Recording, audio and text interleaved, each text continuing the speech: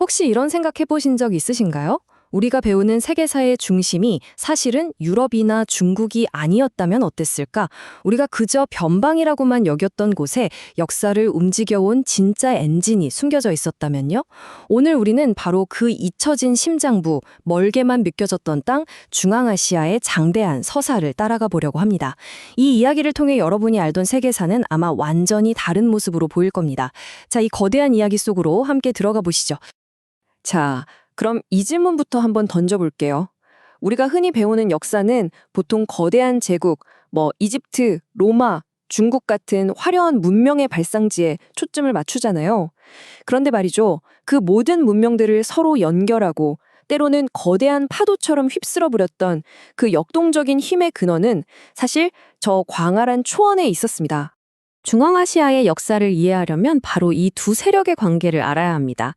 한쪽에는 말을 타고 대초원을 자유롭게 누비며 살아가는 유목민이 있었고요. 다른 한쪽에는 성을 쌓고 땅을 일구며 살아가는 정주민이 있었죠. 이 둘의 관계는 정말 복잡 미묘했습니다. 어떨 때는 실크로드를 통해 물건을 주고받는 파트너였지만 대부분의 시간에는 서로의 생존을 위협하는 그야말로 끝없는 긴장과 전쟁의 역사였죠. 바로 이 충돌과 교류가 역사를 움직이는 거대한 톱니바퀴 역할을 했던 겁니다. 자, 그럼 이야기의 첫 번째 막을 한번 열어볼까요? 바로 유목민이 압도적인 우위를 점했던 시대.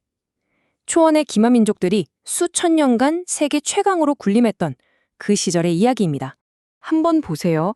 기원전 209년에 등장해서 강력한 한나라를 위협했던 흉노 제국부터 시작해서 6세기에는 동서교역의 핵심, 바로 그 실크로드를 장악했던 돌궐 제국이 있었고요.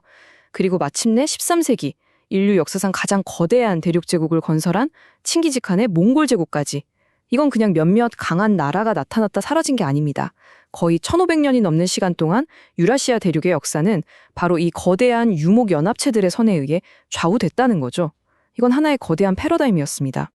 아니, 도대체 어떻게 그렇게 강력했을까요? 비결은 크게 세 가지로 볼 수 있습니다. 첫째, 그냥 말을 잘 타는 수준이 아니에요. 말 위에서 태어나고 자랐다고 할 만큼 그들의 기동성은 당시 어떤 군대도 따라올 수 없었죠. 둘째는 바로 이 합성궁입니다.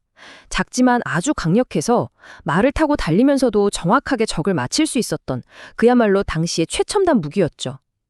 그리고 마지막, 이게 정말 무서운 건데요. 이들은 불리하다 싶으면 그냥 광활한 초원 안으로 싹 사라져버립니다. 이걸 쫓아 들어간 정주민 군대는 보급선이 끊겨서 결국 스스로 무너질 수밖에 없었죠. 그들에게 초원은 거대한 요새나 마찬가지였습니다. 당시 돌궐 제국의 한 지배자가 남긴 이 말 한마디가 그들의 자신감을 정말 잘 보여줍니다. 남쪽에 있는 내 두 아들, 여기서 아들들이란 바로 중국의 왕조들을 말하는 거거든요. 그들에게 부유하고 거대했던 종주 제국은 정복해야 할 두려운 대상이 아니라 필요할 때마다 물자를 공급받는 마치 효성스러운 아들처럼 관리해야 할 대상이었던 거죠. 당시의 힘의 균형이 어땠는지 정말 극명하게 드러나는 대목입니다. 하지만 여러분, 영원한 것은 없죠. 이제 이야기는 정말 거대한 전환점을 맞이하게 됩니다. 수천 년간 이어져 온 이 힘의 균형이 한순간에 그리고 다시는 돌이킬 수 없게 뒤집히는 바로 그 순간으로 가보겠습니다. 다시 한번 강조하지만 무려 2000년입니다. 로마 제국이 흥하고 망하고 수많은 왕조들이 나타났다 사라지는 그 기나긴 시간 동안에도 초원의 기마병은 흔들리지 않는 최강의 군사력이었습니다. 이토록 확고했던 질서를 과연 무엇이 어떻게 무너뜨릴 수 있었을까요? 정답은 바로 화약이었습니다. 생각해보세요. 유목민의 최대 강점이었던 기동력과 활의 위력은 이제 총기 앞에서 무력해졌습니다. 그리고 대포는 그 어떤 기마 군단도 뚫지 못했던 정주민들의 견고한 성벽을 너무나 쉽게 무너뜨렸죠. 이 화약 무기를 대량으로 생산하고 운용할 수 있었던 새로운 형태의 국가, 바로 화약 제국이 등장한 겁니다. 이건 단순히 무기가 바뀐 게 아니었어요. 수천 년간 지속된 유목민과 정주민 사이의 힘의 균형추 자체를 완전히 뒤집어버린 그야말로 문명사적 혁명이었습니다. 그 결과는 유목민들에게 그야말로 거대한 덫과 같았습니다. 동쪽에서는 청나라가 대포를 앞세워서 마지막 유목제국이었던 준가르를 역사 속으로 완전히 사라지게 만들었고요.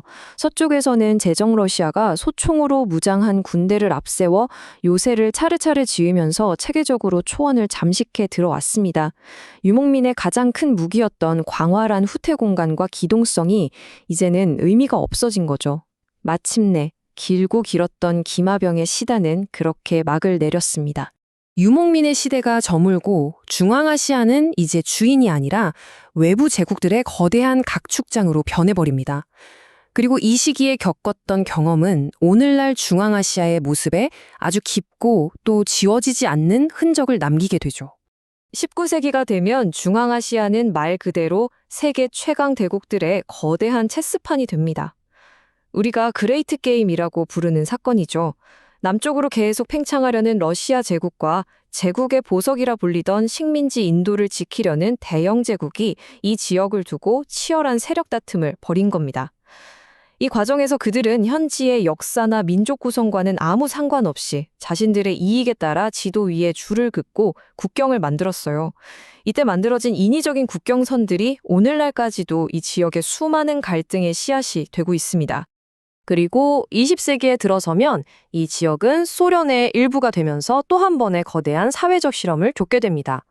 소련은 수천 년간 이어져 온 민족과 부족의 경계를 완전히 무시하고 통치의 편의를 위해 이 지역을 5개의 공화국으로 인위적으로 나눠버렸죠. 전통적인 유목 생활은 시대에 뒤떨어졌다는 이유로 억압당하고 강제 정착 정책이 시행됐습니다. 무엇보다 끔찍했던 건 환경 파괴였어요. 오직 목화재배라는 중앙의 계획경제 목표를 달성하기 위해서 세계에서 4번째로 컸던 아라레의 물줄기를 막아버렸고 결국 거대한 호수는 지금은 사막으로 변해버렸습니다. 이런 깊은 상처들은 오늘날 중앙아시아 국가들이 풀어야 할 가장 어려운 숙제로 남아있습니다. 그리고 마침내 1991년 역사의 거대한 톱니바퀴가 다시 한번 크게 돌아갑니다. 소련이 붕괴하면서 5개의 중앙아시아 국가가 마침내 독립을 맞이하게 된 거죠.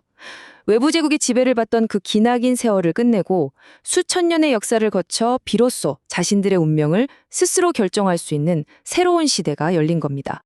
하지만 역사는 반복되는 걸까요? 독립 이후 중앙아시아는 풍부한 에너지 자원과 그 전략적 중요성 때문에 다시 한번 강대국들의 뜨거운 관심을 받고 있습니다.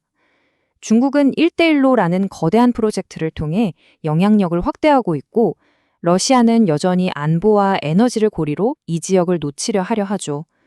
미국 역시 전략적 요충지로서 이곳을 주목하고 있습니다. 마치 19세기의 그레이트 게임이 21세기의 새로운 모습으로 다시 시작된 것처럼 보입니다. 그래서 오늘 우리가 던져야 할 마지막 질문은 바로 이것입니다. 과거 동서양의 문명을 연결했던 이 거대한 역사의 교차로는 과연 21세기의 새로운 평화와 번영의 교차로로 다시 태어날 수 있을까요? 그 답은 아직 역사에 쓰이지 않았고 바로 지금 이 순간 만들어지고 있습니다.